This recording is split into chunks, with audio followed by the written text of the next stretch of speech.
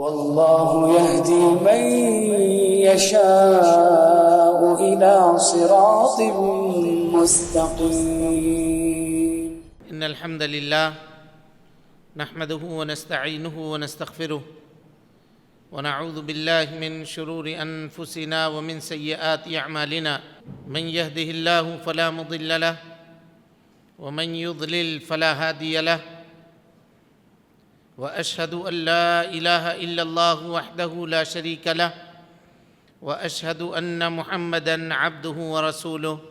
أما بعد، فإن خير الحديث كتاب الله، وخير الهدي هدي محمد صلى الله عليه وسلم، وشر الأمور محدثاتها، وكل محدثة بدعة، وكل بدعة ضلالة، وكل ضلالة في النار. فقد قال الله تبارك وتعالى في محكم تنزيله بعد أعوذ بالله السميع العليم من الشيطان الرجيم: بسم الله الرحمن الرحيم. واعبدوا الله ولا تشركوا به شيئا وبالوالدين إحسانا وبذي القربى واليتامى والمساكين والجار ذي القربى والجار الجنب والصاحب بالجنب وابن السبيل وما ملكت أيمانكم إن الله لا يحب من كان مختالا فخورا. محترم حاضرین، دوستو، بزرگوں اور ساتھیوں، پردہ نشین خواتین اسلام، ہر قسم کی تعریف، حمد و ثنا، کبریائی، پاکیزگی اور بڑائی تمام مخلوقات کی بندگی کا اکیلا مستحق اللہ رب العالمین کے لیے لائق و سزاوار ہے۔ وہی پروردگار عالم ہے، اسی نے ہمیں، آپ کو اور ساری کائنات کو تخلیق بخشی ہے۔ اللہ رب العالمین کی بادشاہت سے دنیا کا کوئی کونا بھی الگ نہیں۔ اللہ رب العالمین اکیلا ہے اور تنہا ساری دنیا کی نگرانی ہر آن، ہر لمحہ اور ہر گھڑی فرما رہا ہے۔ اللہ رب العالمین کا احسان عظیم ہے کہ اس نے ہمیں اور آپ کو مسلمان بنایا، اسلام جیسی عظیم دولت سے مالا مال فرمایا۔ اللہ رب العالمین نے اپنے پیغام کو، اپنی تعلیم کو ساری انسانیت کے لیے عام فرمایا ہے، اور اس کام کو پائے تکمیل تک پہنچانے کے لیے ہر دور میں انبیاء کرام کو دنیا کے اندر بھیجنے کا سلسلہ بھی جاری فرمایا تھا۔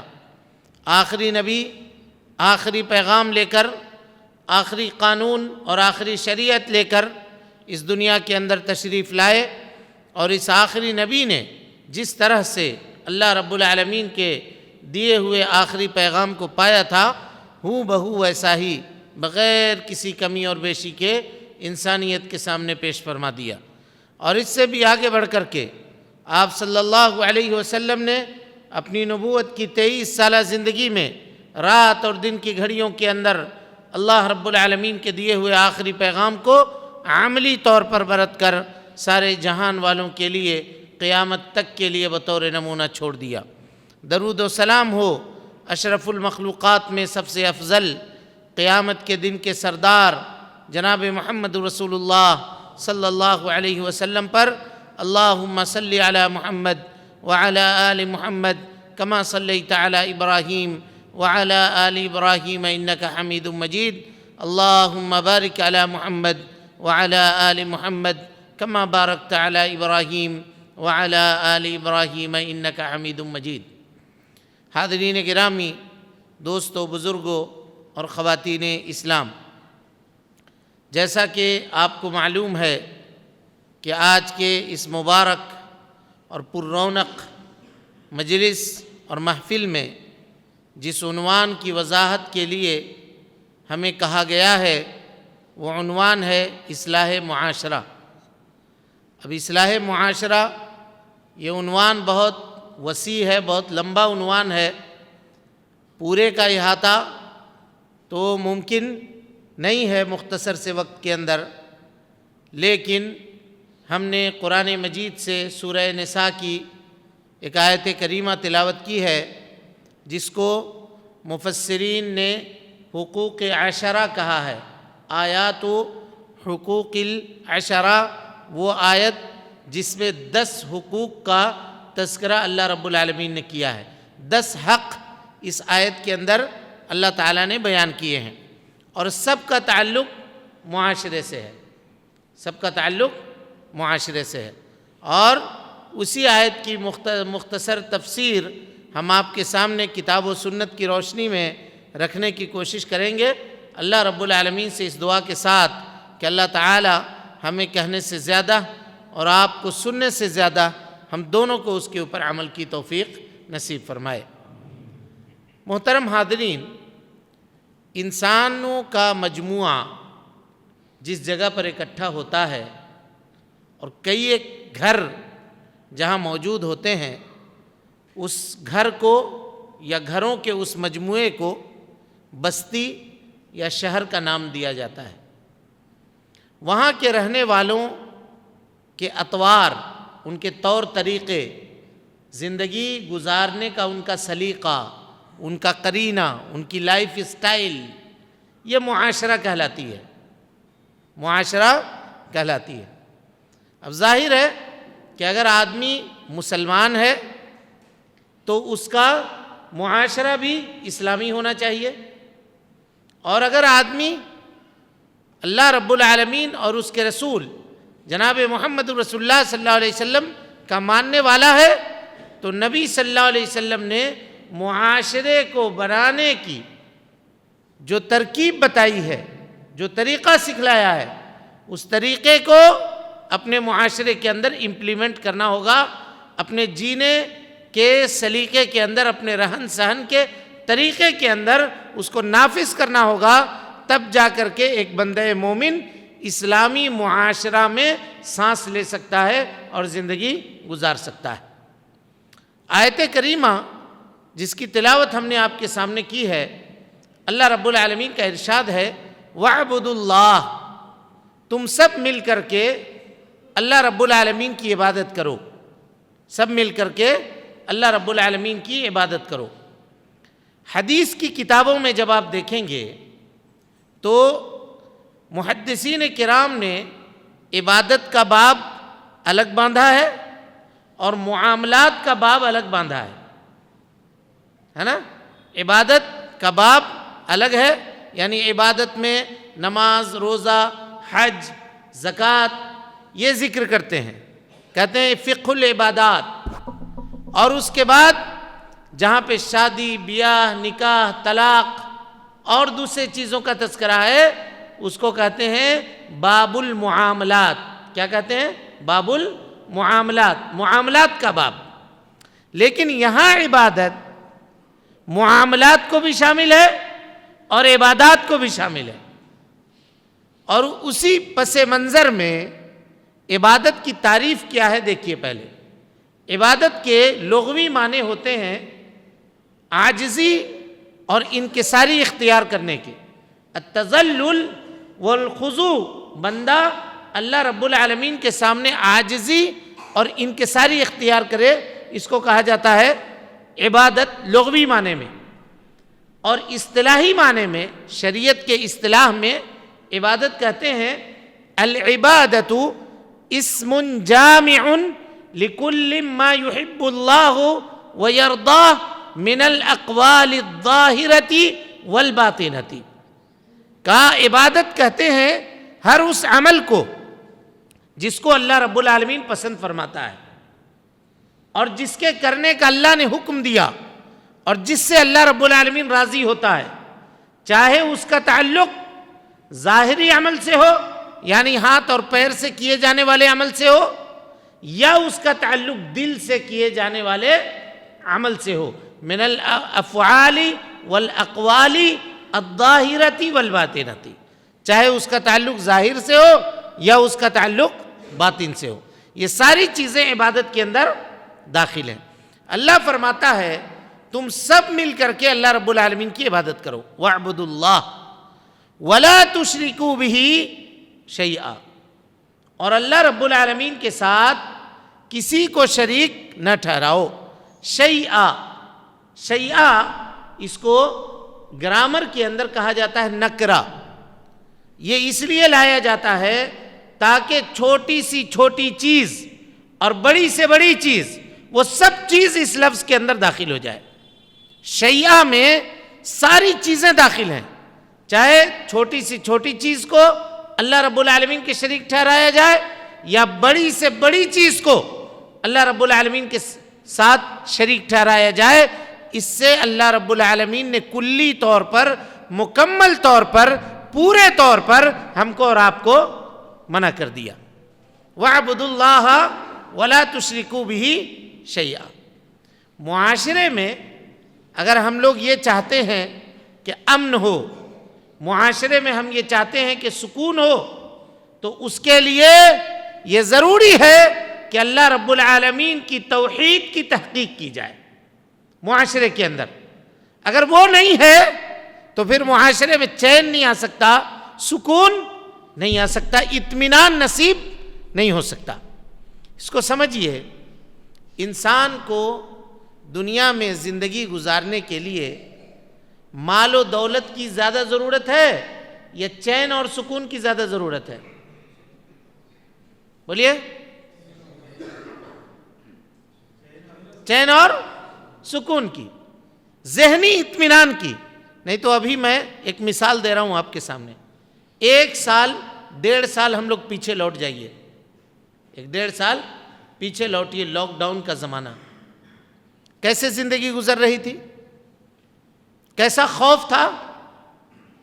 آدمی کے جیب میں پیسہ ہے، اس کے باوجود ڈر ہے، کہیں نکل نہیں سکتے، جا نہیں سکتے، مجلس میں بیٹھ نہیں سکتے. کوئی آدمی چھینک دے تو آدمی اچھل جاتا تھا، خوف آ جاتا تھا. سکون ختم تھا، زندگی میں لطف تھا.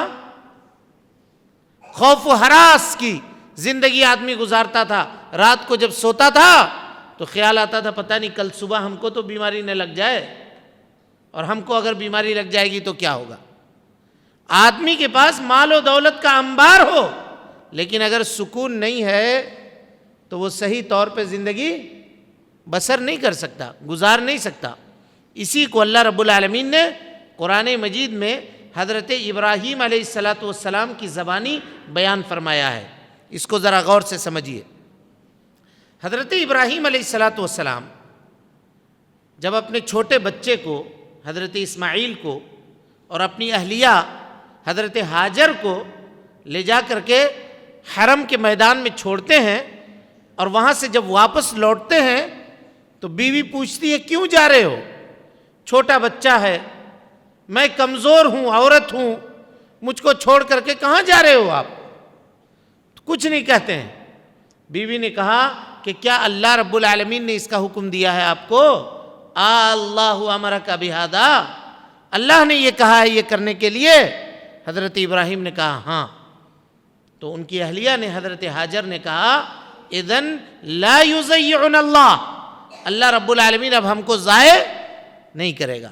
حضرت ابراہیم کی آنکھوں سے جب بیوی بچے اوجھل ہو گئے، تھوڑا دور چلے گئے، تو خانہ کعبہ کی طرف منہ کر کے حضرت ابراہیم نے دعا مانگی. کیا دعا مانگی دیکھیے. سورہ ابراہیم 13ویں پارے کے اندر اللہ رب العالمین نے اس کا تذکرہ کیا. وَإِذْ قَالَ إِبْرَاهِيمُ رَبِّ اجْعَلْ هَذَا الْبَلَدَ آمِنًا وَاجْنُبْنِي وَبَنِيَّ أَن نَّعْبُدَ الْأَصْنَامَ. اے اللہ رب العالمین اس شہر کو امن والا شہر بنا دے. غور کیجیے، ابھی اپنے بیوی کو، اپنے اہلیہ کو اور ایک چھوٹے بچے کو رکھ رہے ہیں وہاں. بنیاد کی اینٹ ہے، پہلی اینٹ مکۃ المکرمہ کی ڈالی جا رہی ہے، شہر کو آباد کیا جا رہا ہے. تو کیا دعا کر رہے ہیں؟ اے اللہ اس شہر کو تو امن والا بنا دے. حالانکہ مفسرین یہ لکھتے ہیں کہ وہاں کھیتی باڑی کا کوئی چانس نہیں تھا، بے آب و گیاہ میدان ہے، ریگستان ہے، پتھریلی زمین ہے، پہاڑ ہے. انسان کو سروائیو کرنے کے لیے، زندہ رہنے کے لیے پانی چاہیے نہیں چاہیے؟ کھانا چاہیے نہیں چاہیے؟ حضرت ابراہیم نے کھانے اور پانی کو پہلے طلب نہیں کیا، پہلے نہیں مانگا، پہلے کس کو مانگا؟ کہا ربی اجعل ھذا البلد آمنا، اے اللہ رب العالمین اس شہر کو تو امن والا شہر بنا دے، وجنبنی، اور مجھ کو اور میرے بال بچوں کو بتوں کی عبادت سے محفوظ کر دے، بتوں کی عبادت سے محفوظ کر دے۔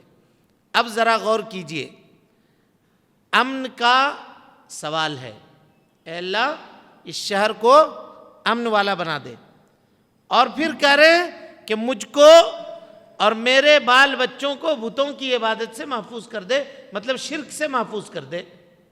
ان دونوں میں کنیکشن کیا ہے؟ کیا کنیکشن ہے دونوں میں؟ کوئی سبب نظر آ رہا ہے ظاہری؟ کوئی جوڑ نظر آ رہا ہے؟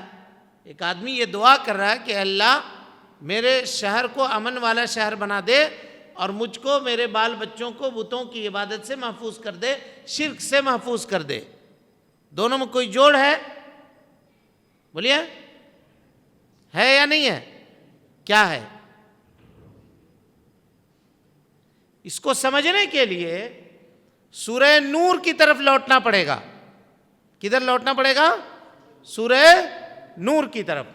اللہ رب العالمین فرماتا ہے وعد اللہ الذین آمنوا منکم وعملوا الصالحات، اللہ رب العالمین نے تم سے وعدہ کیا ہے اور ان لوگوں سے وعدہ کیا ہے جو عمل صالح کرتے ہیں، نیک عمل کرتے ہیں۔ کیا وعدہ کیا ہے؟ لَيَسْتَخْلِفَنَّكُمْ فِي الْأَرْضِ، تم کو زمین کے اوپر خلیفہ بنا دے گا، بادشاہ بنا دے گا۔ كَمَا اسْتَخْلَفَ الَّذِينَ مِن قَبْلِهِمْ، جیسا کہ تم سے پہلے لوگوں کو اس نے زمین کی سلطنت عطا کی تھی۔ وَلَيُمَكِّنَنَّ لَهُمْ دِينَهُمُ الَّذِي ارْتَضَىٰ لَهُمْ، اور جس دین کو اللہ نے تمہارے لیے پسند کیا ہے اس دین کو تمکین عطا کر دے گا، دین کو قائم کر دے گا۔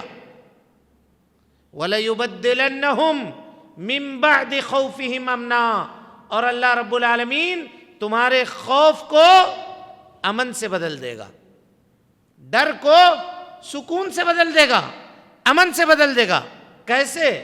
کہا یعبدوننی، تم سب مل کر میری عبادت کرو، ولا یشرکون بی شیئا، اور میرے ساتھ کسی کو شریک نہ ٹھہراؤ۔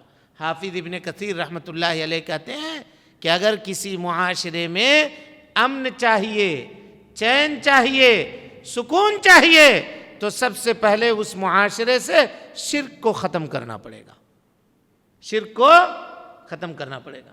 اسی کو اللہ رب العالمین نے ایک جگہ کہا قال ایلاف قریش ایلافہم رحلۃ الشتاء والصیف، کا فلیعبدوا رب ھذا البیت، اس گھر کے رب کی عبادت کرو، خانہ کعبہ کی، اللہ رب العالمین کی عبادت کرو۔ کا الذی اطعمہم من جوع، جب تم بھوکے ہوتے ہو تو وہ تمہیں کھانا کھلاتا ہے، وآمنہم من خوف، اور جب تم ڈر میں ہوتے ہو، خوف میں ہوتے ہو، تو اللہ رب العالمین تم کو امن نصیب کرتا ہے، چین نصیب کرتا ہے۔ معاشرے میں سب سے پہلے جو چیز ضروری ہے زندگی گزارنے کے لیے وہ کیا ہے؟ امن ہے، چین ہے، سکون ہے۔ اگر کوئی آدمی معاشرے میں چین چاہتا ہے، سکون چاہتا ہے، تو ضروری ہے کہ پورا کا پورا معاشرہ اللہ رب العالمین کی توحید کی تحقیق کرے اور بتوں کی عبادت سے، شرک کی گندگی سے، شرک کی غلاظت سے اپنے آپ کو پاک کرنے کی کوشش کرے، تب معاشرے کے اندر کیا ہوگا؟ امن ہوگا۔ اس کو اللہ رب العالمین نے سب سے پہلے ذکر کیا، کہا وَاعْبُدُوا اللَّهَ وَلَا تُشْرِكُوا بِهِ شَيْئًا۔ حضرت معاذ ابن جبل رضی اللہ تعالیٰ عنہ سے روایت ہے، کہتے ہیں کہ ایک مرتبہ میں اللہ کے نبی صلی اللہ علیہ وسلم کے ساتھ سواری پہ بیٹھ کر کے جا رہا تھا، یعنی آپ صلی اللہ علیہ وسلم آگے بیٹھے ہوئے تھے اور میں پیچھے بیٹھا ہوا تھا، جیسے آج موٹر سائیکل پہ لوگ چلتے ہیں اور پیچھے ایک آدمی کو بٹھاتے ہیں، کہ اسی طریقے سے سواری پہ نبی صلی اللہ علیہ وسلم مجھ کو پیچھے بٹھائے ہوئے تھے۔ آپ نے کہا یا معاذ، میں نے کہا لبیک وسعدیک یا رسول اللہ، حاضر ہوں اللہ کے رسول، سن رہا ہوں اللہ کے رسول، کہیے۔ پھر آپ چپ ہو گئے، پھر تھوڑی دور چلنے کے بعد آپ نے کہا یا معاذ. پھر حضرت معاذ نے کہا لبیک وسعدیک یا رسول اللہ، اے اللہ کے نبی حاضر ہوں، سن رہا ہوں آپ کی بات، کہیے کیا کہہ رہے ہیں. پھر آپ چپ رہے. تیسری مرتبہ پھر کہا یا معاذ، یعنی معاذ رضی اللہ تعالیٰ عنہ کے ذہن کو اللہ کے نبی صلی اللہ علیہ وسلم پوری طرح اپنی طرف متوجہ کرنا چاہ رہے تھے. جب پوری طرح اٹینشن مل گیا ان کا اور آپ پوری طرح متوجہ ہو گئے، سننے کے لیے تیار ہو گئے، تو آپ نے حضرت معاذ سے پوچھا ہے معاذ اتدری ما حق اللہ علی العباد، کیا تمہیں معلوم ہے کہ اللہ رب العالمین کا حق بندوں کے اوپر کیا ہے؟ حضرت معاذ نے کہا اللہ ورسولہ اعلم، اللہ اور اس کے رسول بہتر جانتے ہیں. نبی صلی اللہ علیہ وسلم نے فرمایا کہ اللہ کا حق بندوں کے اوپر یہ ہے کہ بندے اللہ رب العالمین کی عبادت کریں اور اس کے ساتھ کسی کو شریک نہ ٹھہرائیں، اس کے ساتھ کسی کو شریک نہ ٹھہرائیں. گویا ہمارے اوپر، آپ کے اوپر بحیثیت بندہ اللہ رب العالمین کا سب سے بڑا حق یہ ہے کہ ہم صرف اللہ کی عبادت کریں اور اس کے ساتھ کسی کو شریک نہ ٹھہرائیں. اور اسی کو اللہ رب العالمین نے قرآن مجید کی سب سے پہلی آیت جس میں اللہ نے حکم دیا ہے، سب سے پہلا حکم قرآن مجید کا، اس کے اندر اللہ رب العالمین نے اس کو بیان کیا ہے. اللہ تعالیٰ کہتا ہے، دیکھیے یا ایھا الناس اعبدوا ربکم الذی خلقکم والذین من قبلکم لعلکم تتقون، اے ایمان لانے والو اس اللہ کی عبادت کرو، اس رب کی عبادت کرو جس نے تم کو پیدا کیا. یہ توحید ربوبیت ہے، توحید ربوبیت ہے. اللہ نے تم کو پیدا کیا، یعنی اللہ تمہارا رب ہے. والذین من قبلکم، اور صرف تم کو نہیں، تم سے قبل تمہارے باپ دادا اور ان سے پہلے کے لوگ اور ان سے پہلے کے لوگ، سب کو پیدا کرنے والا کون ہے؟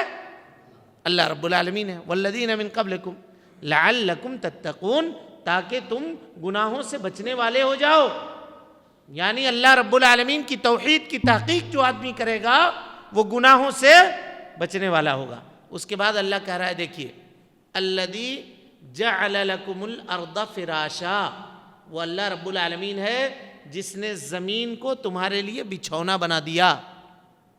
یہ زمین ہمارے لیے بچھونا ہے، ہم اس میں چلتے ہیں، اس میں بلند و بالا مکانات تعمیر کرتے ہیں، سڑک بناتے ہیں، اس سے کھیتی باڑی کرتے ہیں. اور اگر اللہ کا حکم ہو جائے تو یہی زمین ہل جاتی ہے، تو اس کے بعد کیا حالت ہوتی ہے یہ ہم اور آپ جانتے ہیں. ابھی زلزلہ جو آیا ہوا ہے کیا کیفیت ہے اور کیا حالت ہے اس کا آپ اندازہ لگا لیجیے، کیسی پوزیشن ہے.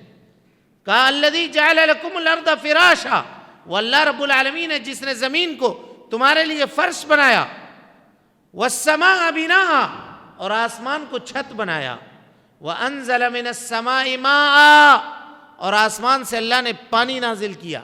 فاخرج به من الثمرات رزقا لکم، کہ اللہ رب العالمین نے اس پانی کے ذریعے سے تمہارے لیے بہت سارے پھل فروٹ میوہ جات نکالے جو تمہارے روزی کے کام آتے ہیں. یہ سب اللہ نے احسانات کا تذکرہ کیا. جس نے تم کو پیدا کیا، تم سے پہلے تمہارے باپ دادا کو پیدا کیا، جس نے زمین بنائی، جس نے آسمان بنایا، جو آسمان سے پانی نازل کرتا ہے، جو اناج پیدا کرتا ہے. اس کے بعد اللہ تعالیٰ اپنے حق کا تذکرہ کر رہا ہے. اگر اللہ نے ان چیزوں کو بنانے میں کسی کو ساتھ نہیں رکھا، کسی کو پارٹنر نہیں بنایا، کسی کو اپنا ساجی اور کسی کو اپنا شریک نہیں بنایا، تو انسان کو کیا چاہیے؟ فَلَا تَجْعَلُوا لِلَّهِ اندادا، تم بھی اللہ رب العالمین کے ساتھ کسی کو شریک مت بناؤ، کسی کو اس کا پارٹنر مت بناؤ، کسی کو اس کا پارٹنر بنا کر کے اس کی عبادت نہ کرو. وَأَنْتُمْ تَعْلَمُونَ، اس حال میں کہ تم جانتے ہو. کیا جانتے ہو؟ یہ جانتے ہو کہ اللہ نے تم کو پیدا کیا، تم سے پہلے لوگوں کو پیدا کیا. لہذا میرے بھائیوں، معاشرے کے اندر اگر کسی کو امن چاہیے، سکون چاہیے، تو اس کو کیا کرنا ہوگا؟ صرف اللہ رب العالمین کی عبادت کرنی ہوگی. اللہ رب العالمین کی توحید کی تحقیق کرنی ہوگی، معاشرے سے شرک کو اور شرک جیسی برائی کو ختم کرنا پڑے گا۔ اب اس کے بعد آئیے، اللہ رب العالمین حقیقی رب ہے، لیکن اسباب کی دنیا ہے۔ اللہ تعالیٰ نے ہم کو اور آپ کو اس دنیا کے اندر بھیجنے کے لیے سبب متعین کیا، اور وہ سبب کیا ہے؟ ماں باپ ہیں۔ اللہ تعالیٰ نے اپنی عبادت کی دعوت دی اور اس کے بعد کہا وَبِالْوَالِدَيْنِ احسانا، اپنے والدین کے ساتھ حسن سلوک کرو، اچھا برتاؤ کرو۔ حسن سلوک میں کچھ چیزیں واجب ہیں اور کچھ چیزیں مستحب ہیں۔ حسن سلوک میں جو چیزیں واجب ہیں وہ کیا ہیں؟ والدین کی دیکھ ریکھ کرنا، والدین کی خدمت کرنا، والدین سے اچھی طریقے سے گفتگو کرنا، ان کے کھانے خرچے کا ذمہ داری اٹھانا، دوا علاج کی ذمہ داری ان کی اٹھانا، یہ ساری کی ساری چیزیں کیا ہیں؟ واجب ہیں ایک بندے کے اوپر، جو والدین کے تعلق سے، ماں باپ کے تعلق سے اس کے اوپر نافذ ہوتے ہیں۔ اسی کو اللہ رب العالمین نے ایک دوسری جگہ بیان فرمایا، کہا وَقَضَىٰ رَبُّكَ أَلَّا تَعْبُدُوا إِلَّا إِيَّاهُ وَبِالْوَالِدَيْنِ إِحْسَانًا، تمہارے رب نے یہ فیصلہ کیا ہے اللہ تعبدوا الا ایاہ، کہ تم کسی کی عبادت مت کرو مگر صرف اللہ کی عبادت کرو۔ وَبِالْوَالِدَيْنِ احسانا، اور اپنے والدین کے ساتھ حسن سلوک کرو۔ اب ایک سوال ہے کہ اللہ نے اپنی عبادت کے ساتھ تقریباً 6 مقامات پہ قرآن مجید میں والدین کے ساتھ حسن سلوک کرنے کا تذکرہ کیا ہے۔ اپنی عبادت کا حکم دیا اور اس کے بعد والدین کے ساتھ حسن سلوک کرنے کا حکم دیا۔ اس میں کیا وجہ ہے؟ کوئی بتا سکتے ہیں آپ لوگ؟ کیوں ایسا کیا اللہ نے؟ حافظ ابن کثیر رحمۃ اللہ علیہ کہتے ہیں کہ والدین مجازی رب ہیں، دنیا میں آنے کے سبب ہیں ہمارے اور آپ کے، جس کو ہم اپنی آنکھوں سے دیکھ رہے ہیں۔ کہا جو اپنے آنکھوں سے دیکھنے والے، احسان کرنے والے محسن کو راضی نہیں کر سکتا ہے، وہ اللہ رب العالمین کو بھی راضی نہیں کر سکتا۔ اسی کو اللہ کے نبی صلی اللہ علیہ وسلم نے ایک حدیث کے اندر بیان فرمایا، آپ نے کہا رضا الرب فی رضا الوالدین، اللہ رب العالمین کو راضی کرنا چاہتے ہو ماں باپ کو راضی کرو، وسخط الرب فی سخط الوالدین، اور اگر اللہ رب العالمین کو ناراض کرنا چاہتے ہو تو ماں باپ کو ناراض کر دو۔ میرے بھائیوں، معاشرہ اور سماج ایک چھوٹے چھوٹے گھروں کے مجموعے کا نام ہے۔ جب تک گھر میں سکون نہیں آئے گا تب تک معاشرے میں سکون نہیں آ سکتا اور معاشرے کی اصلاح نہیں ہو سکتی ہے۔ گھر کے اندر والد والدہ ہیں، ایک بندے مومن کا یہ حق ہے کہ اپنے والدین کے ساتھ حسن سلوک کا معاملہ کرے۔ اور یہاں ایک نقطہ سمجھیے، آج کتنے اولڈ کیئر سینٹر کھل گئے ہیں، لوگ اپنے والدین کو بڑھاپے میں لے جا کر کے اولڈ کیئر سینٹر میں ڈال دیتے ہیں، اور یہ کہتے ہیں، لوگ فخر سے بیان کرتے ہیں کہ ہم تو اپنے والدین کو اولڈ کیئر سینٹر میں رکھے ہوئے ہیں، بردھا آشرم میں رکھے ہوئے ہیں۔ ارے وہاں نرس ہے، وہاں ڈاکٹر ہے، ہم گھر میں اتنی خدمت نہیں کر سکتے تھے جتنی خدمت ہم وہاں کرا رہے ہیں۔ کیا ایسا کرنے والا آدمی اپنے والدین کے ساتھ حسن سلوک کرنے والا ہے؟ بتائیے۔ قرآن مجید نے اس پورے کلچر کا رد کیا ہے۔ اللہ تعالیٰ فرماتا ہے وَقَضَىٰ رَبُّكَ أَلَّا تَعْبُدُوا إِلَّا إِيَّاهُ وَبِالْوَالِدَيْنِ إِحْسَانًا، بالوالدین میں لفظ با جو ہے یہ الصاق کے لیے آیا ہے۔ الصاق کے معنی چمٹنا، یعنی اللہ تعالیٰ یہ کہہ رہا ہے کہ والدین کے ساتھ چمٹ کر کے ان کی خدمت کرو۔ کیا مطلب ہوا؟ خود سے کھانے کا برتن لے جا کر کے رکھو، اگر کھا نہیں سکتے والدین تو لقمہ بنا کر کے اس کے منہ میں ڈالو، اگر غسل نہیں کر سکتے خود سے تم غسل دلاؤ، کپڑا نہیں پہن سکتے خود سے کپڑا پہناؤ، ان کے سامنے بیٹھ کر کے گفتگو کرو، دل بہلاؤ۔ کا کوئی غم کی بات ہو تو ماں باپ سے نہ کرو، خوشی کی بات ہو تو ماں باپ سے کرو، ان کے دل کو خوش کرنے کی کوشش کرو۔ ہمیشہ یہ چاہو کہ ہمارے ماں باپ ہم سے راضی رہیں، ہمارے ماں باپ ہم سے خوش رہیں۔ اور جب ہم ان اسلامی تعلیمات کو اپنے معاشرے کے اندر نافذ کریں گے اور لائیں گے تو ہمارا معاشرہ خوشگوار معاشرہ بنے گا، وہ معاشرہ بنے گا جو اسلامی معاشرہ ہوگا۔ کتاب و سنت کے اندر اللہ رب العالمین نے والدین کے ساتھ حسن سلوک کرنے کا جو معاملہ بیان کیا ہے، اگر اس کو آدمی سن لے یا پورے طور پہ جان لے تو قسم اللہ کی کوئی آدمی دنیا کے اندر اپنے والدین کو گہری نگاہ کر کے یا گرم نگاہ کر کے دیکھنے کی جرت نہیں کرے گا۔ ڈانٹنا ڈپٹنا تو دور کی بات، برا بھلا کہنا تو دور کی بات، گرم نگاہ کر کے لال آنکھ کر کے اپنے والدین کو دیکھنے کی جرت نہیں کرے گا۔ کتاب و سنت کے اندر اللہ رب العالمین نے جو والدین کے، اللہ اور اس کے رسول نے والدین کے جو حقوق کا تذکرہ کیا ہے، کہ اگر والدین زندہ ہیں تو ان کی خدمت کرو، اور اگر انتقال کر گئے تو والدین کے جو دوست ہیں، جو اقارب ہیں، جن کے ساتھ ماں باپ بیٹھا کرتے تھے، جن سے گفتگو کرتے تھے، ان کے ساتھ حسن سلوک کرو۔ اللہ اکبر۔ اور دنیا سے رخصت ہو جانے کے بعد تمہارے حسن سلوک کا معاملہ ختم نہیں ہوا، بلکہ کہو وَقُلْ رَبِّ ارْحَمْهُمَا كَمَا رَبَّيَانِي صَغِيرًا، اے اللہ رب العالمین میرے ماں باپ کے اوپر اس طرح سے رحم فرما جس طرح سے انہوں نے بچپنے میں میرے اوپر رحم کیا تھا۔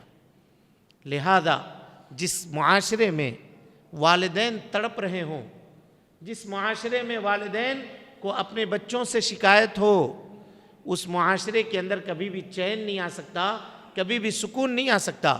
جس معاشرے میں والدین دوا کی ایک شیشی کے لیے اپنے بیٹے کے محتاج ہوں، اور جس معاشرے میں بیٹے کے جھڑکی کے ڈر سے والدین اپنی ضرورت کو اپنے بال بچوں کے سامنے بیان کرنے سے ڈرتے ہوں، اس معاشرے کے اندر کبھی بھی سکون نہیں آ سکتا۔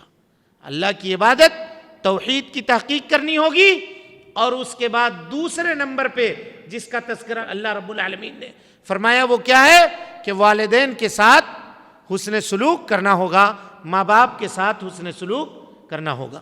اس سلسلے میں دو باتیں بیان کر کے بات کو آگے بڑھاتے ہیں۔ حضرت عبداللہ ابن عمر رضی اللہ تعالی عنہ ایک مرتبہ سفر کر کے جا رہے تھے، آپ کے ساتھ آپ کے ساتھی بھی تھے، دیگر صحابہ کرام بھی تھے۔ راستے میں ایک اجنبی دیہاتی آدمی سے ملاقات ہوئی۔ حضرت عبداللہ ابن عمر اپنے سواری سے اتر گئے، اونٹ پہ جس پہ سوار تھے اس سے اتر گئے، اور پگڑی جو باندھے ہوئے تھے آپ، وہ اپنی پگڑی، اپنا عمامہ اتار کر کے اس دیہاتی آدمی کے سر پہ رکھ دیا، اور اپنی اونٹنی کی لگام اس دیہاتی آدمی کو دے دیا۔ ساتھ میں جو لوگ چل رہے تھے ان کو تعجب ہوا کہ اعطیت ھذا الاعرابی عمامۃ کنت تشد بها راسک کنت تشد بها راسک، کہ آپ نے اس دیہاتی آدمی کو اپنی پگڑی دے دی جس سے آپ اپنا سر ڈھانکے ہوئے تھے، اور آپ نے اپنی سواری دے دی جس کے اوپر آپ سوار تھے، اب آپ جائیں گے کیسے؟ حضرت عبداللہ ابن عمر نے کیا جواب دیا دیکھیے، کہا کہ یہ وہ آدمی ہے جس کا باپ میرے باپ کا دوست تھا۔ کہا وَإِنَّ أَبَاهُ كَانَ صَدِيقًا لِعُمَرَ، اس کا باپ میرے والد حضرت عمر رضی اللہ تعالیٰ عنہ کے باپ تھے، اور میں نے اللہ کے نبی صلی اللہ علیہ وسلم کو یہ کہتے ہوئے سنا ہے إِنَّ أَبَرَّ الْبِرِّ صِلَةَ الرَّجُلِ عَلَى وِدِّ أَبِيهِ، کہ نیکیوں میں سب سے بڑی نیکی یہ ہے کہ آدمی اپنے ماں باپ کے دوستوں کے ساتھ حسن سلوک کرے۔ جب دوستوں کے ساتھ اسلام حسن سلوک کرنے کا یہ حکم دے رہا ہے تو والدین کے ساتھ کتنا بڑا حکم ہوگا اس کا آپ اندازہ لگائیے۔ اسی طریقے سے حضرت عبداللہ ابن عمر ہی کا واقعہ ہے، خانہ کعبہ کا طواف کر رہے تھے، گھوم رہے ہیں خانہ کعبہ کے طواف میں، ایک آدمی یمن سے آیا تھا، ملک یمن سے، اور اپنی بوڑھی ماں کو اپنے پیٹھ کے اوپر لادے ہوا تھا، اور وہ بھی خانہ کعبہ کا طواف کر رہا تھا۔ اس نے یہ دیکھا کہ لوگ ایک آدمی کے سامنے جا کر بھیڑ لگا رہے ہیں، پوچھا کہ کون ہے بھائی جس کے پاس یہ لوگ جا کر کے بھیڑ لگا رہے ہیں؟ کہا یہ عبداللہ ابن عمر ہیں، لوگ ان سے مسئلہ پوچھ رہے ہیں، فتویٰ پوچھ رہے ہیں، تم کو بھی کچھ پوچھنا ہے تو جا کر کے پوچھو۔ وہ آدمی قریب ہوا حضرت عبداللہ ابن عمر کے اور کہا کہ اے عبداللہ ابن عمر، یہ پیٹھ کے اوپر میری جو عورت سوار ہے یہ میری ماں ہے، اور میں یمن سے اپنی ماں کو پیٹھ کے اوپر لاد کر کے لایا ہوں، پورا حج میں نے کروایا ہے، تم دیکھ رہے ہو کہ میں اس کے لیے سواری بنا ہوا ہوں اور یہ میرے پیٹھ کے اوپر سوار ہے، ذرا یہ بتائیے کیا میں نے اپنی ماں کے حق کو ادا کر دیا؟ کیا میں نے اپنی ماں کے حق کو ادا کر دیا؟ حضرت عبداللہ ابن عمر نے کیا کہا ذرا غور سے سنیے۔ کہا وَلَوْ بِزَفْرَةٍ مِّن زَفْرَاتِهَا، تمہاری ماں نے تم کو پیدا کرنے کے وقت جو الٹی سانسیں لی تھیں، وہ اس الٹی سانسوں میں سے ایک سانس کی قیمت بھی ابھی نہیں ہوئی ہے، ایک سانس کی قیمت بھی ابھی نہیں ہوئی ہے، تم احسان ادا کرنے کی بات کرتے ہو؟ تمہاری ماں نے تم کو جننے وقت جو تکلیف برداشت کی تھی اس کے ایک سیکنڈ کی، ایک سانس لینے میں کتنا لگتا ہے؟ ایک سیکنڈ سے بھی کم وقت لگتا ہے، کہا ایک سیکنڈ کی قیمت نہ ہوئی، اور اس کے بعد اس نے تم کو دودھ پلایا، تم کو پالا پوسا، تم کو رکھا، تمہاری آرام کا خیال رکھا، تم کو اپنے سینے سے لگا کر کے اپنا خون جگر پلاتی رہی، تمہارے آرام کے خیال میں راتوں کو جاگتی رہی، اور تم کہہ رہے ہو کہ ہم نے اپنی ماں کا حق ادا کر دیا؟ کہا نہیں، ماں کا حق کبھی بھی ادا نہیں ہو سکتا ہے، لیکن تم ضرور اپنے ماں کے ساتھ حسن سلوک کرنے والے ہو، جو کر رہے ہو اس کو کرتے رہو، اللہ رب العالمین تم کو اچھے اجر سے نوازے گا۔ یہ دین اسلام ہے، اسلامی معاشرہ ایسا ہونا چاہیے۔ آج نوجوان تھوڑا سا پڑھ لکھ لیتا ہے، تھوڑا سا مال کما لیتا ہے تو اپنے باپ کو باپ کہتے ہوئے اس کو شرم آتی ہے۔ جس کی انگلی پکڑ کر اس نے چلنا سیکھا تھا، اور جس کو سینچنے کے لیے، جس کو سوارنے کے لیے ایک آدمی نے اپنی پوری جوانی کو کھپایا تھا، اپنی پوری محنت لگائی تھی، اپنی پوری پونجی لگائی تھی، اب وہ باپ اس کو بڈھا نظر آنے لگتا ہے اور وہ اخبار کے اس ردی کاپی کی طرح ہو جاتا ہے جس کی کوئی ضرورت گھر میں نہیں ہوتی، گھر کے کسی کونے میں اٹھا کر کے اس کو پھینک دیا جاتا ہے۔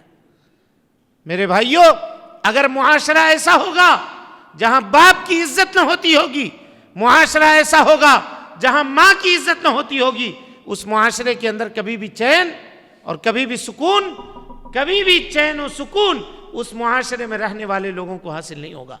جس معاشرے میں ماں اور باپ تڑپتے ہوں گے، جس معاشرے میں ماں اور باپ کے آنکھوں میں اولاد کے رویے کی وجہ سے آنسو ہوں گے، اس معاشرے میں کبھی بھی چین و سکون نہیں ہو سکتا ہے۔ وَبِالْوَالِدَيْنِ احسانا، اب اس کے بعد آئیے، والدین سے جڑنے والی جو چیز ہے وہ رشتہ داری ہے۔ کوئی بھی رشتہ آپ اٹھا کر دیکھ لیجئے، اس کا تعلق ماں باپ سے ضرور ہوگا۔ ددیحالی رشتوں کو دیکھیے، سب کا تعلق والد سے ہوگا، اور ننیحالی رشتے کو دیکھیے، سب کا تعلق نانا نانی سے ہوگا۔ یعنی ماں باپ سے انسان کے رشتہ داری جڑتی ہے۔ تو دوسرے نمبر پہ اللہ رب العالمین نے جس کا تذکرہ کیا، تیسرے نمبر پہ اپنے حق کے بعد کہا وَبِذِي الْقُرْبَى، اپنے رشتہ داروں کا خیال رکھو۔ آج معاملہ یہ ہو گیا ہے ہمارا کہ ہم لوگوں کو اپنے لیے وقت نہیں ہے، اپنے لیے وقت نہیں ہے، رشتہ داروں کے لیے آدمی کہاں سے وقت نکالے گا؟ اور رشتہ داروں میں بھی اب معاملہ کیا ہے، اس سے ہماری ناراضگی ہے، اس سے ہمارا جھگڑا ہے، اس سے ہم بات چیت نہیں کرتے، اس کے ساتھ ہم نہیں رہتے۔ رشتہ داروں کے تعلق سے بھی رشتہ نبھانے میں بھی ہمارا معاشرہ، ہمارا سماج پورے طور پہ فیل ہو چکا ہے، پورے طور پہ فیل ہو چکا ہے۔ ایسا نہیں ہونا چاہیے۔ نبی صلی اللہ علیہ وسلم نے فرمایا کہ اگر زکوٰۃ نکلے، خیرات نکلے کسی کے پاس، اور اس کے غریب رشتہ دار موجود ہوں، تو سب سے پہلے اس کے اوپر جو حق ہے وہ اس کے غریب رشتہ داروں کا حق ہے۔ کہا کیوں؟ اس لیے کہ رشتہ داروں کے اوپر صدقہ کرنا، رشتہ داروں کے اوپر خرچ کرنا یہ کیا ہے جی؟ صدقہ بھی ہے اور صلہ رحمی بھی ہے۔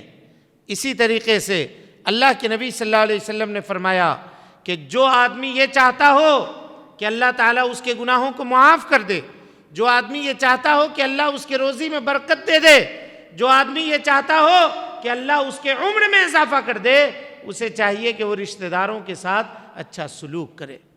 جس معاشرے میں رشتہ داری کا خیال نہ رکھا جاتا ہو، جس معاشرے میں رشتہ دار سے بات کرنے سے کتراتا ہو، جس معاشرے میں رشتہ داری کو جوڑنے کا نظام نہ ہو، اس معاشرے میں کبھی بھی چین اور سکون نہیں آ سکتا، کبھی نہیں آ سکتا۔ اسلام نے رشتہ داری کے تعلق سے یہ اہمیت بیان کی ہے۔ اس کے بعد نبی صلی اللہ علیہ وسلم نے فرمایا وَبِذِي الْقُرْبَى وَالْيَتَامَى یتیم کی خبرگیری کرو۔ یتیم وہ شخص ہے بلوغت کی عمر سے پہنچنے سے قبل اس کے والد کا انتقال ہو گیا ہو، اس کو کیا کہتے ہیں؟ یتیم کہتے ہیں۔ ایک شخص آئے، ایک صحابی آئے اللہ کے نبی صلی اللہ علیہ وسلم کے پاس، ترمذی کی روایت ہے، کہتے ہیں صحابی آ کر کے نبی صلی اللہ علیہ وسلم سے کہتے ہیں کہ اللہ کے رسول میرا دل سخت ہو گیا ہے، میرا دل کیا ہو گیا ہے؟ سخت ہو گیا ہے، کوئی علاج بتائیے۔ فرمایا اللہ کے نبی صلی اللہ علیہ وسلم نے اذا اردت ان تلین قلبک، اگر تو یہ چاہتا ہے کہ تیرا دل نرم ہو جائے، فامسح براس الیتیم، کسی یتیم کی کفالت کرو۔ اسی طرح سے نبی صلی اللہ علیہ وسلم نے فرمایا انا وکافل الیتیم، میں اور یتیم کی خبرگیری کرنے والا، یہ دونوں جنت میں اس طرح سے ہوں گے جس طرح سے ان دونوں انگلیوں کے درمیان کوئی تیسری انگلی نہیں ہے، میرے اور یتیم کے کفالت کرنے والے کے درمیان کوئی تیسری چیز حائل نہیں ہوگی، وہ میرے ساتھ ہوگا۔ میرے بھائیوں، معاشرے کے اندر اگر کوئی آدمی یتیم ہے تو معاشرے کے ہر شخص کے اوپر یہ ذمہ داری بنتی ہے کہ وہ اس کی خبرگیری کرے، اس کی دیکھ ریکھ کرے، اس کی ضرورتوں کو پوری کرے، اور ضرورتوں کو پوری کرنے میں اس کے ساتھ تسلی و تشفی کے کلمات کہے۔ کوئی ضروری نہیں ہے کہ یتیم کو مال کی ہی ضرورت ہو، یتیم کو گارجین شپ کی ضرورت ہوتی ہے، آپ اس کا گارجین بن جائیے، اس کی رہنمائی کیجئے، اس کی دیکھ ریکھ کیجئے۔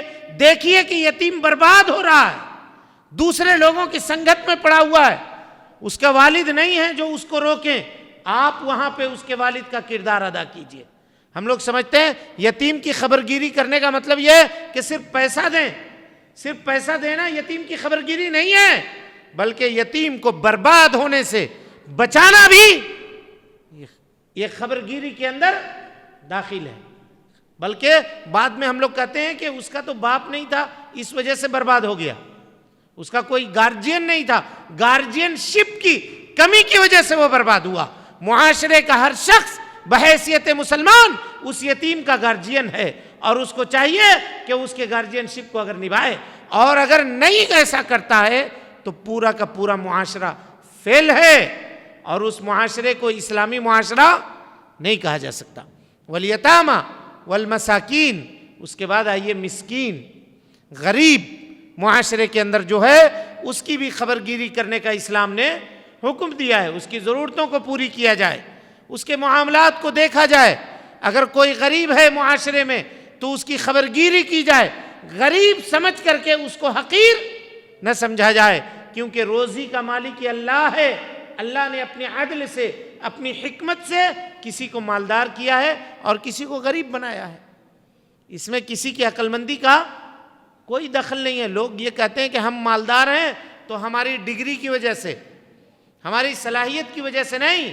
عربی شاعر کہتا ہے کہ لو كانت الارزاق تجری علی الحجا، اگر روزیاں عقل مندی کی بنیاد کے اوپر تقسیم کی جاتی، ہلکنا اذن من جہلہن البہائم، تو جانور پھر سب کے سب ہلاک ہو جاتے، کیونکہ ان کے پاس تو کوئی علم نہیں ہے، جانوروں نے تو کسی کالج سے ڈگری حاصل نہیں کی ہے، ان کو کہاں سے روزی مل رہی ہے؟ تو جو ان کو روزی دے رہا ہے وہ ہم کو بھی روزی دینے والا ہے۔ بس اللہ کی حکمت ہے کہ اس نے کسی کو مالدار کیا اور کسی کو غریب کیا۔ جو غریب ہے مالداروں کی ذمہ داری ہے کہ وہ غریب کی خبرگیری کریں۔ اور اس کے بعد آئیے والجار ذی القربا، ایسا پڑوسی جو ہمارا رشتہ دار ہو۔ پڑوسی کا اسلام کے اندر کتنا حق ہے اس کا آپ اندازہ لگائیے۔ بخاری اور مسلم کی روایت ہے، اللہ کے نبی صلی اللہ علیہ وسلم صحابہ کرام کے ساتھ بیٹھے ہوئے تھے، آپ نے کہا واللہ لا یؤمن، واللہ لا یؤمن، واللہ لا یؤمن، 3 مرتبہ آپ نے قسم اللہ کی وہ آدمی مومن نہیں ہو سکتا، قسم اللہ کی وہ آدمی مومن نہیں ہو سکتا، 3 مرتبہ کہا نبی صلی اللہ علیہ وسلم نے۔ صحابہ نے پوچھا من یا رسول اللہ، کون اللہ کے رسول صلی اللہ علیہ وسلم جس کے بارے میں آپ قسم کھا کر کے کہہ رہے ہیں کہ مومن نہیں ہو سکتا؟ نبی صلی اللہ علیہ وسلم نے فرمایا الذی لا یامن جارہ بوائقہ، وہ آدمی جس کے شر سے اس کا پڑوسی محفوظ نہ ہو، جس کے شر سے، جس کے پریشانی سے یا جس کے برے کاموں سے اس کا پڑوسی محفوظ نہ ہو، وہ آدمی مومن نہیں ہو سکتا۔ والجار ذی القربا، نبی صلی اللہ علیہ وسلم نے فرمایا ما زال جبریل یوصینی بالجار، مسلم کی روایت ہے جبرائیل نے پڑوسیوں کے بارے میں مجھ کو اتنی وصیت کی ہے، اتنی وصیت کی ہے، حتی ظننت انہ سیورثہ، یہاں تک کہ مجھ کو گمان ہوا کہ اللہ تعالیٰ کہیں پڑوسی کو لوگوں کے مال میں حصہ دار نہ بنا دے۔ اتنا حق ہے پڑوسیوں کا، اس قدر حقوق ہیں پڑوسیوں کا۔ ام المومنین حضرت عائشہ صدیقہ رضی اللہ تعالی عنہا کو اللہ کے نبی صلی اللہ علیہ وسلم حکم دیا کرتے تھے کہ عائشہ گھر میں جب کوئی اچھا چیز بنے، جب گوشت بنے تو گوشت میں پانی ڈال کر کے اس کے شوربے میں اضافہ کر دینا، کیونکہ اگر پڑوسی کو تم گوشت کی بوٹی نہیں دے سکتے ہو تو کم سے کم شوربہ اس کے گھر تک پہنچا دو۔ وہ آدمی کبھی بھی مومن نہیں ہو سکتا جو خود تو بھر پیٹ کھاتا ہو اور اس کا پڑوسی بھوکا پیٹ سو جاتا ہو اور اس کو اس کے پڑوسی کا خیال نہ ہو۔ اور میرے بھائیوں، ہم لوگ صرف پیسے سے معاملے کو تولتے ہیں۔ اگر ایک آدمی نیک ہے اور اس کا پڑوسی نیک نہیں ہے، آدمی خود نمازی ہے اور اس کا پڑوسی نمازی نہیں ہے، تو ہماری یہ ذمہ داری بنتی ہے کہ ہم اپنے پڑوسی کو نماز کی دعوت دیں، اس کو لے کر کے آئیں۔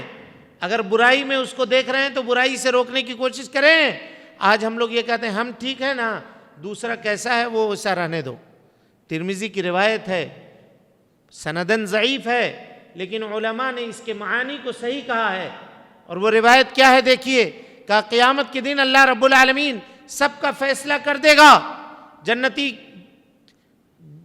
جانے کا فیصلہ کر دے گا جنتیوں کو، جہنمیوں کو جہنم جانے کا فیصلہ کر دے گا۔ ایک آدمی ہوگا اس کے بارے میں اللہ تعالیٰ جنت جانے کا فیصلہ کر دے گا۔ دور سے ایک شخص دیکھے گا، وہ آواز دے گا یا ربی ھذا خاننی، اے اللہ اس شخص کو روکیے، اس نے میری خیانت کی ہے۔ اللہ تعالیٰ اس کو روکے گا، وہ دوڑتا ہوا آئے گا قریب اور کہے گا یا رب، اے میرے رب، ھذا خاننی، اس نے میری خیانت کی ہے۔ اور وہ جو دوسرا شخص ہوگا وہ کہے گا اے اللہ، دنیا میں اس کا پڑوسی ضرور تھا، کبھی بھی اس کے مال میں، اس کی عزت میں، اس کے گھر میں، اس کے زمین میں، کسی میں بھی میں نے خیانت نہیں کی ہے، یہ کون سی خیانت کی بات کر رہا ہے؟ پڑوسی کہے گا اے اللہ، یہ نمازی تھا، یہ نیک تھا، یہ اچھائی کا کام کرتا تھا، یہ خود نماز کے لیے نکل کر جاتا تھا، میں اس کے سامنے بیٹھا ہوتا تھا، اس نے کبھی بھی مجھ کو نماز کی دعوت نہیں دی، کبھی بھی مجھ کو نیکی کی طرف نہیں بلایا، کبھی بھی مجھ کو بھلائی کا اس نے حکم نہیں دیا۔ پڑوسیوں کے حقوق میں میرے بھائیوں یہ حق شامل ہے کہ آپ اس کو بھلائی کا حکم دیں۔ اگر پڑوسی کہیں کسی برائی میں ملوث ہے، ہم لوگ سمجھتے ہیں کہ پڑوسی گڈھے میں گر رہا ہے اور اس کو دھکا دے دو اور گرا دو، یہ اسلامی معاشرے کا چلن نہیں ہے، اسلامی معاشرے کا رواج یہ نہیں ہو سکتا۔ اس کے بعد آئیے کہا والجار ذی القربى والجار الجنب، ایسا پڑوسی جو غیر مسلم ہے اس کے ساتھ بھی اسلام نے حسن سلوک کرنے کا حکم دیا۔ آج لوگ عام طور پہ کھاتے پیتے ہیں، اگر غیر مسلم ہے وہ اس کو وہ چیز پسند نہیں ہے تو ہم ہڈیوں کو اس کے راستے کے اوپر نہ پھینکیں، یہ اسلام کی تعلیمات ہے، اس کو بھی تکلیف نہیں دینا ہے۔ والجار الجنب، جو ایسا پڑوسی جو ہمارے دین کا نہیں ہے، اس کے ساتھ بھی حسن سلوک کرنے کا اسلام نے حکم دیا۔ حضرت عبداللہ ابن عمر رضی اللہ تعالیٰ عنہ کے یہاں جب قربانی ہوتی تھی تو سب سے پہلے جب گھر میں آتے تھے تو سوال کرتے تھے اہدیتم لجارنا الیہودی، ہمارا جو یہودی پڑوسی ہے کیا تم نے ہدیہ بھیج دیا اس کے پاس؟ گوشت بھیجا نہیں بھیجا اس کے گھر میں؟ ہدیہ بھیجا یا نہیں بھیجا تہوار کے دن؟ یہ سوال کیا کرتے تھے، پوچھا کرتے۔ تاہم اگر اس کا کوئی تہوار ہو جس کے اندر شریعت نے ہم کو اجازت نہیں دی ہے، یعنی شرک وغیرہ کا معاملہ ہو، تو اس کے کھانے پینے کی چیزوں سے اجتناب اور پرہیز کرنا ہر مسلمان کی ذمہ داری ہے اور اس کا فرض ہے۔ اس کے بعد اللہ نے کہا وَمَا مَلَكَتْ أَيْمَانُكُمْ، وَمَا مَلَكَتْ أَيْمَانُكُمْ یعنی جو نوکر چاکر ہیں، گھر میں کام کرنے والے ہیں، دکان میں کام کرنے والے ہیں، ان کے ساتھ بھی اسلام نے حسن سلوک کا حکم دیا۔ بلکہ اللہ کے نبی جناب محمد رسول اللہ صلی اللہ علیہ وسلم آخری وقت میں ہیں، آپ کی منہ سے آواز نہیں نکل رہی ہے، زبان حرکت کرتی تھی۔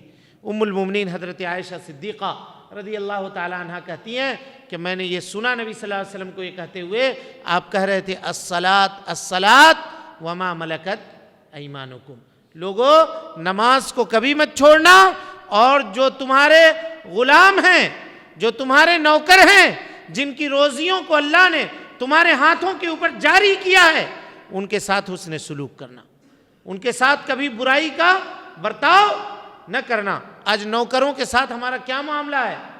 کام کروا کر کے وقت کے اوپر تنخواہ ان کی ادا نہیں کرتے، ضرورت سے زیادہ کام کا بوجھ ان کے اوپر ڈالتے ہیں۔ نبی صلی اللہ علیہ وسلم نے فرمایا کہ کوئی آدمی اگر جانور بھی پالا ہے تو جانور کو کھانے پینے کا اگر انتظام صحیح سے نہیں کرتا تو قیامت کے دن اللہ رب العالمین اس کے متعلق اس سے سوال کرے گا اور اس سے پوچھے گا۔ تو جانوروں کے تعلق سے جب یہ سلوک کا حکم ہے تو انسان کے تعلق سے کتنا ہوگا اس کا آپ اندازہ لگائیے۔ ایک واقعہ اس سلسلے میں اچانک یاد آیا، وہ بیان کر کے اپنے بات کو ختم کرتا ہوں، وقت بھی ہمارا مکمل ہوا۔ امام بخاری رحمۃ اللہ علیہ دور دراز سے حدیثوں کے لیے سفر کر کے حدیثوں کو اکٹھا کر کے اپنے گھر پہنچے اور بیٹھ کر کے گھر میں حدیثوں کو لکھ رہے تھے، اور لکھ کر کے کاغذات کو دھوپ میں سکھا رہے تھے۔ یعنی وہ زمانہ نہیں تھا کہ آج کے طرح کا قلم تھا کہ آپ لکھیے اور سوکھتا چلا جائے۔ لوگ روشنائی بناتے تھے، موٹے کاغذات ہوتے تھے، اس پہ لکڑی سے لکھتے تھے اور اس کو سکھاتے تھے، دھوپ میں سکھا رہے تھے بیٹھ کر کے، اور دوات سامنے رکھا ہوا تھا، کاغذات پھیلے ہوئے تھے۔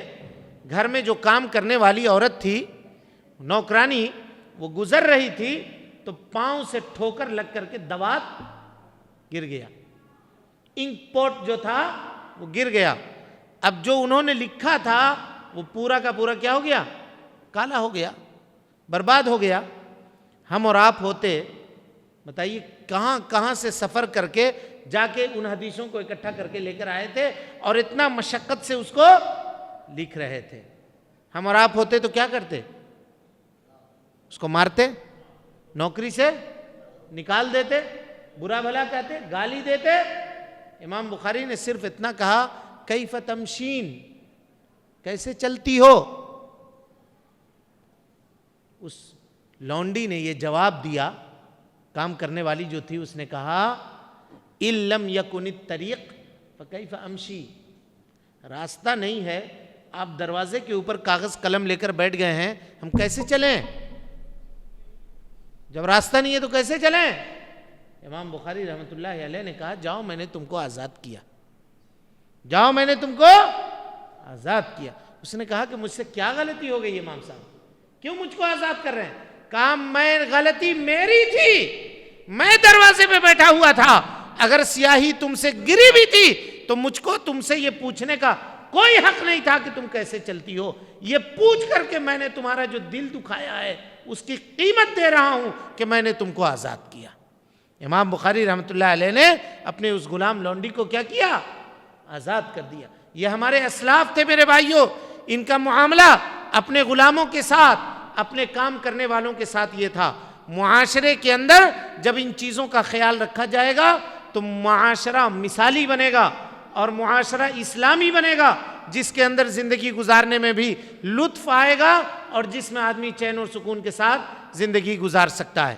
اللہ رب العالمین سے دعا ہے کہ اللہ تعالی ہمیں اور آپ کو حسن عمل کی توفیق دے، رب العالمین ہم سب کی اصلاح فرمائے، نیکیوں کو قبول کرے، سیئات سے درگزر فرمائے، جب تک زندہ رکھے دین اسلام پہ زندہ رکھے، اور جب اٹھائے ایمان پہ اٹھائے۔ آمین۔ وآخر دعوانا ان الحمدللہ رب العالمین۔